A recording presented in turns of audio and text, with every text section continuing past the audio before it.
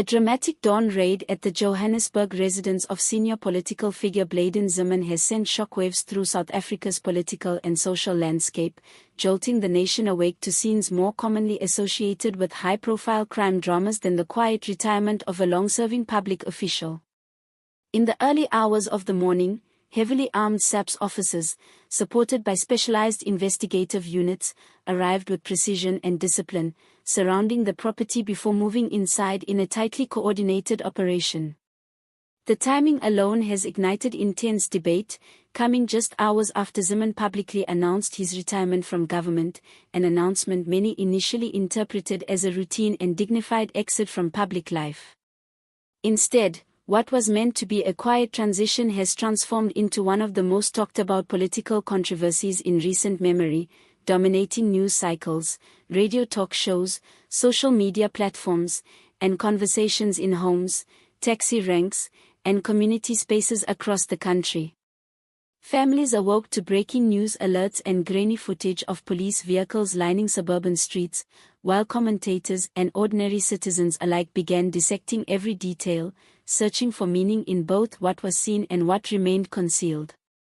What unfolded inside the residence remains largely confidential, but eyewitness accounts describe a methodical, almost surgical operation, with officers working in near silence as they carefully catalogued documents, electronic devices, and other materials believed to be relevant to an ongoing investigation. Neighbors watched in stunned disbelief from behind closed gates and drawn curtains, whispering among themselves as unmarked vehicles continued to arrive and leave, some likening the scene to a movie while others expressed deep unease, struggling to understand what could justify such an intense operation against someone who had served in government for so many years. At the heart of this unfolding story lies an issue far larger than one man or one raid, touching on enduring questions about power, accountability, and the fragile relationship between political leaders and the citizens they are meant to serve. For many South Africans, this moment has reignited long-standing concerns about corruption, transparency, and whether those entrusted with authority truly act in the best interests of ordinary people. The central question echoing across the nation is both simple and profound: how could someone so influential find themselves under such severe scrutiny? As news spread, debates erupted everywhere, from township streets and community halls to online forums and university campuses, with opinions sharply divided. Some see the raid as justice finally catching up with political elites long perceived as untouchable, while others suspect it may be part of a deeper political game, possibly aimed at weakening certain factions within the ruling ANC.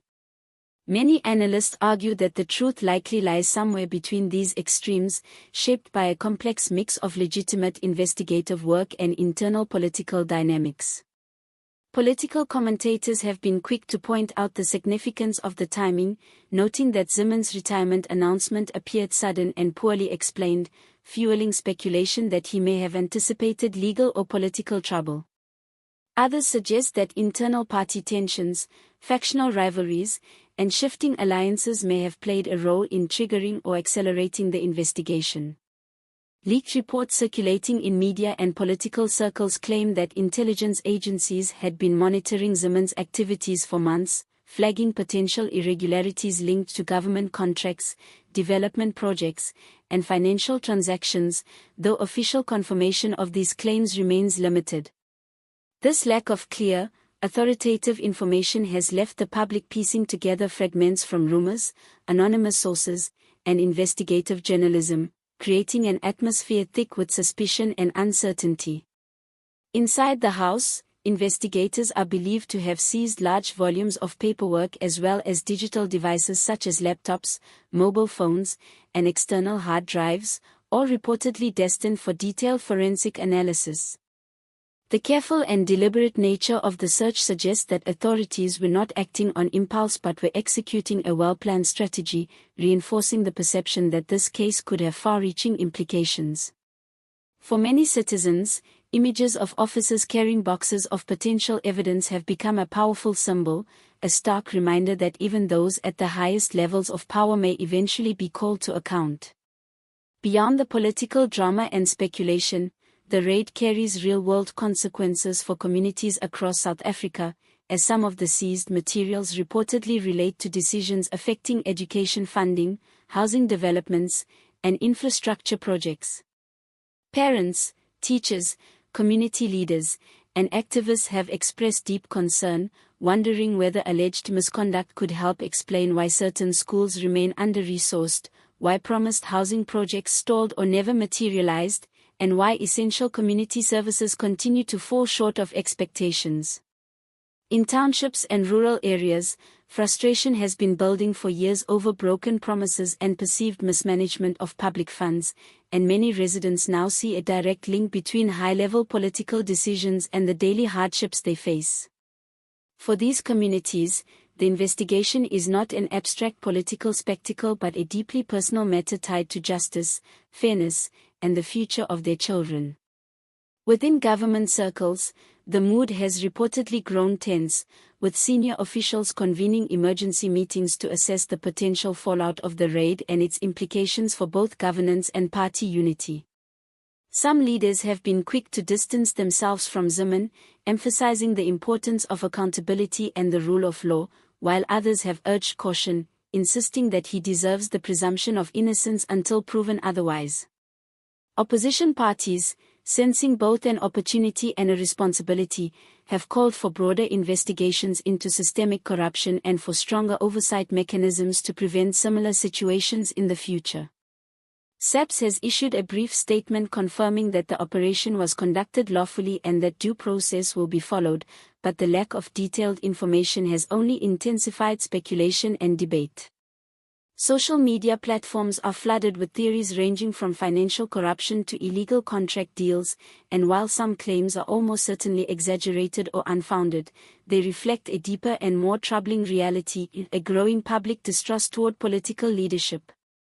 What makes this story particularly powerful is its human dimension, as it goes beyond documents, raids, and investigations to touch the lives of real people whose opportunities and well-being are shaped by political decisions. Students waiting for scholarships, families living in overcrowded homes, and workers hoping for better job prospects all feel the consequences of governance, whether good or bad. Young South Africans in particular are watching closely, many already disillusioned with politics and skeptical that their voices matter. For them, this raid has reignited debates about leadership, ethics, and the kind of country they want to inherit and help build. Will this moment mark a genuine turning point toward greater transparency and accountability, or will it fade into yet another headline that generates outrage but little lasting change? There is also a strong generational dimension to the reaction, with older citizens who lived through apartheid and the early years of democracy viewing this as another chapter in the country's long struggle for justice and equality, while younger generations demand accountability through new forms of activism, digital engagement, and public discourse. Whistleblowers who have spoken to journalists suggest that the case could expose a broader pattern of questionable decision-making within government, alleging that political loyalty may at times have been prioritized over public service, with contracts awarded based on connections rather than merit.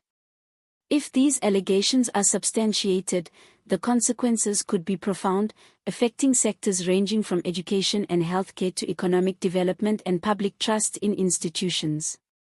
The ripple effects of the investigation are already being felt, with some government projects reportedly paused pending further review, community leaders calling for audits of local funding allocations, and businesses linked to government contracts facing increased scrutiny, raising concerns about economic stability in certain areas. Yet amid the uncertainty and tension, there is also a sense of cautious hope, as many South Africans believe this moment could catalyze long overdue reforms in governance and accountability. If the investigation is conducted fairly, transparently, and without political interference, it could help restore some faith in public institutions that has been eroded by years of scandal and unmet expectations. At the same time, deep skepticism remains, shaped by past experiences in which corruption scandals led to lengthy inquiries but little meaningful accountability. Citizens are understandably wary of assurances that this time will be different, and they continue to demand tangible outcomes rather than promises. Ultimately, the story of Blade Nzimande is about far more than one individual or one raid. It reflects the broader challenges confronting South Africa, including inequality, corruption, and the ongoing struggle to build a truly accountable democracy. It forces the nation to confront uncomfortable truths about leadership, power, and responsibility, and it underscores the high stakes involved for ordinary citizens whose lives are directly affected by how public resources are managed. As the investigation unfolds and more information emerges, South Africans are paying attention with renewed intensity, asking hard questions, demanding answers, and refusing to accept silence as an acceptable response. In a country with a painful history of injustice and struggle, moments like this carry immense symbolic and practical significance. Whether this raid ultimately leads to meaningful change or becomes another chapter in political drama remains to be seen, but for now it has sparked a national conversation about trust, ethics, and the responsibilities of those in power. As journalists, analysts, and citizens continue to follow developments, the focus must remain on truth, fairness, and the well-being of communities most affected by political decisions, because governance is not an abstract concept but a force that shapes everyday life for millions. In the end, this is not just about Blade Nzimande or the actions taken against him, it is about the kind of South Africa people want to build, one where leaders are accountable, institutions are transparent, and citizens are empowered. The investigation is still in its early stages and many questions remain unanswered, but one thing is clear, this moment will be remembered as a significant point in South Africa's ongoing journey toward justice and accountability, a reminder that leadership matters and that the people deserve nothing less than honesty, integrity, and genuine service.